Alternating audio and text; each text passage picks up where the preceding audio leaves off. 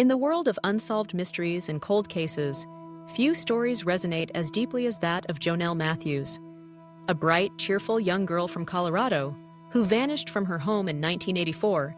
Jonelle's case remains one of the most enduring and perplexing cold cases in the United States. Despite decades of investigation, her disappearance is still unsolved, leaving her family, friends, and community desperately seeking answers.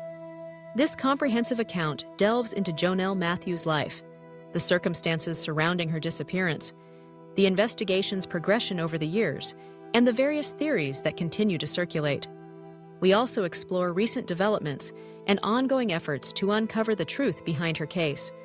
Jonelle Matthews was born on October 19, 1971, in Denver, Colorado. She was described as a bright, cheerful, and ambitious young girl with a passion for dance and a love for her family. She was a student at Platte Canyon Middle School in the small suburb of Longmont, Colorado. Jonelle was known for her infectious smile, kindness, and bright personality. She was close to her parents, Jack and Barbara Matthews, and her younger sister, Jennifer. Her life was typical for a girl her age, focused on school, friends, and her hobbies. Her future seemed bright, and she was looking forward to her upcoming 13th birthday.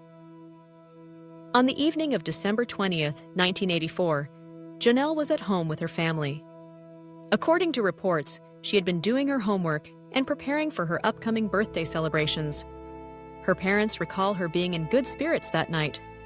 Around 10 p.m., Jonelle was last seen alive. She was reportedly in her bedroom, getting ready for bed. Her parents locked up the house for the night, unaware that this would be the last time anyone saw her alive. The next morning, Jonelle's parents became concerned when she failed to wake up for school. They called her name, but there was no response. When they checked her room, they found her missing. Her bedroom window was open, and her clothes and belongings were still in her room, indicating she had not left voluntarily or run away. A frantic search ensued. The family contacted local authorities, who launched an investigation into her disappearance. That same day, her body was discovered in a remote field several miles away from her home, near the Longmont-Boulder border. On December 22, 1984, 2 days after her disappearance, Jonelle's body was found by a jogger in a field off of Highway 66, west of Longmont. Her body showed signs of sexual assault and strangulation, and it was clear she had been murdered. The brutal nature of her death shocked the community. The case quickly garnered media attention, with questions about who could have done this to a young girl and why. The investigation was complicated by the lack of witnesses and physical evidence at the time. In the immediate aftermath of Jonelle's death, law enforcement agencies launched an extensive investigation. They interviewed neighbors, friends, and family members, and collected evidence from the crime scene. Despite their efforts, no clear suspect emerged. Over the years, investigators followed numerous leads, but each seemed to lead to dead ends. The case was hampered by the limited forensic technology available in 1984, which made it difficult to identify the perpetrator. In the late 1980s and 1990s, DNA analysis was in its infancy, and investigators attempted to revisit evidence from the case.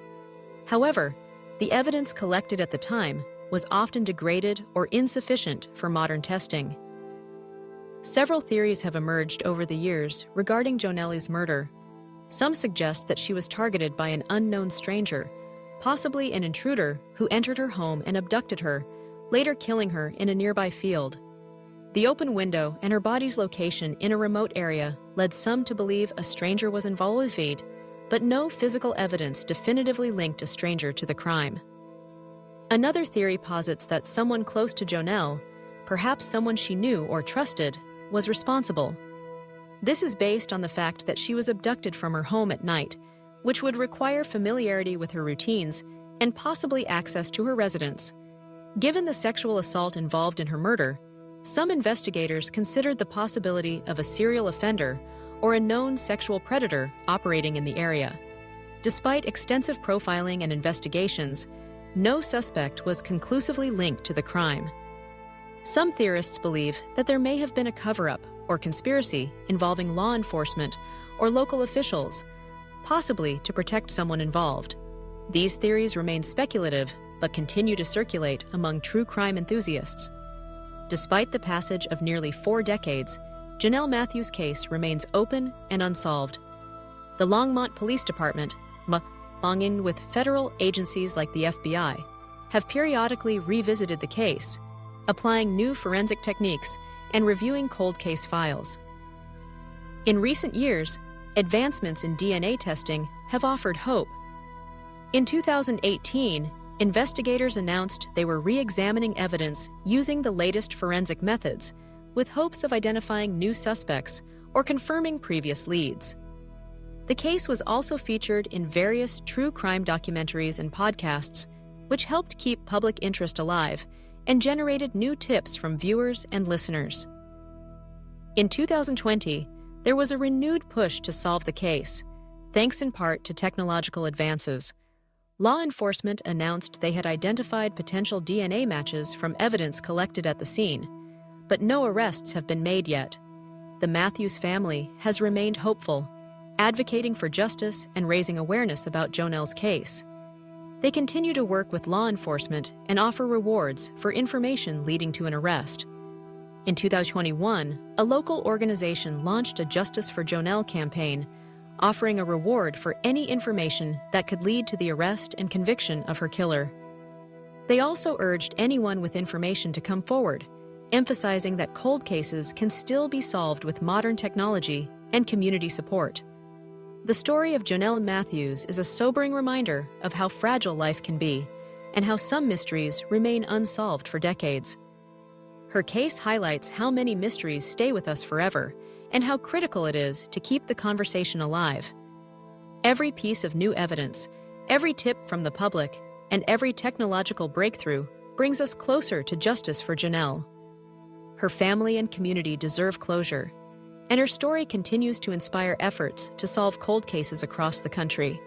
The case of Jonelle Matthews remains one of Colorado's most haunting, unsolved mysteries.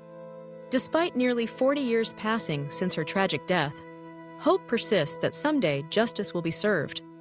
Her story underscores the importance of perseverance, technological advancements, and community involvement in solving cold cases.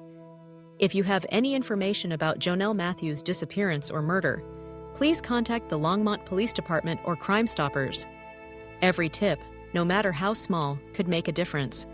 The story of Jonelle Matthews is a sobering reminder of how fragile life can be and how some mysteries remain unsolved for decades. As technology advances and awareness grows, there is hope that her case will someday be closed and her family will finally find peace. If you'd like, I can help turn this into a more narrative story, add more details, or tailor it for a specific platform or purpose.